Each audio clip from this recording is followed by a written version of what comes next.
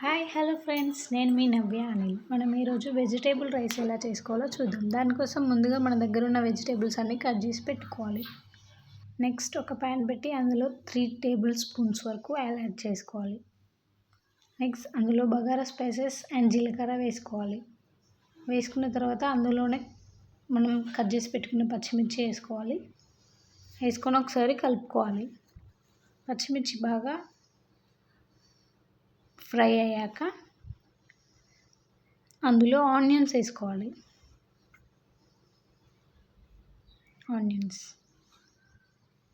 వేసుకొని ఒకసారి కలుపుకోవాలి.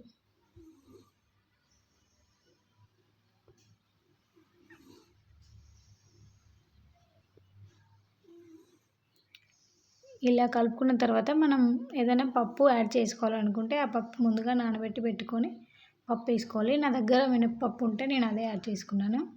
నెక్స్ట్ మన దగ్గర ఉన్న వెజిటేబుల్స్ అన్నీ కట్ చేసి పెట్టుకుని ఒక్కొక్కటిగా అందులో వేసుకోవాలి.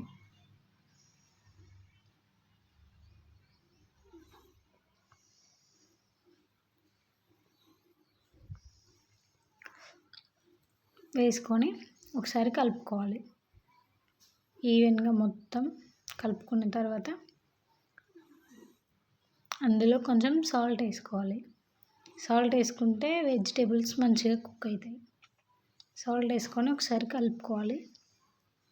కలుపుకొని ఒక 5 minutes కుక్ అవ్వనివ్వాలి.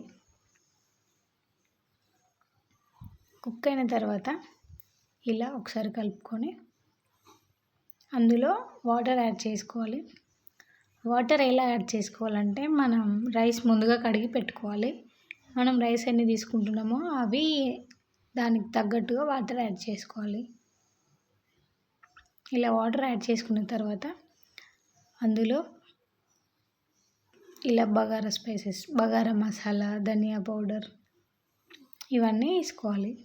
కొంచెం సాల్ట్ వేసుకోవాలి. వేసుకొని ఒకసారి కలుపుకోవాలి. సాల్ట్ మన టేస్ట్కి తగ్గట్టు వేసుకోవాలి. నెక్స్ట్ ఇందులో కసూరి మేతి వేసుకోవాలి. ఇలా మసిలాక కసూరి మేతి వేసుకొని రైస్ యాడ్ చేసుకోవాలి. ముందుగా నానబెట్టి పెట్టుకున్న బియ్యం తీసుకొని ఇందులో వేసుకోవాలి.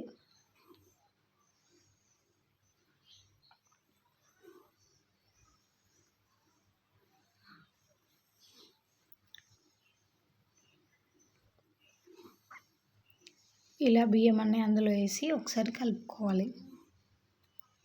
ఒకసారి ఇలా ఈవెన్గా మంచిగా కలుపుకోవాలి. కలుపుకుంటే రైస్ మంచిగా అవుతుంది.